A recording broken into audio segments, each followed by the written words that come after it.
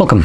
In front of me is an iPhone 15 Pro, and today I will show you how you can enable your power saving mode on this phone. So to get started, we will need to open up our settings and navigate to Control Center in order to add the power saving mode to our control center so we can activate it. Now here it's called low power mode. So once you see it, you can press on the plus button, and this will get added to our control center. So these are the toggles that are enabled right now. And to access the control center, all you need to do is swipe down from the top right side of your screen, like so, and you can see our power saving mode right over here. So just simply tap on it to enable it. And there we go, that's all you need to do. Now, once you're done with it, again, pull down your control center, tap on it once more, and this will turn it off.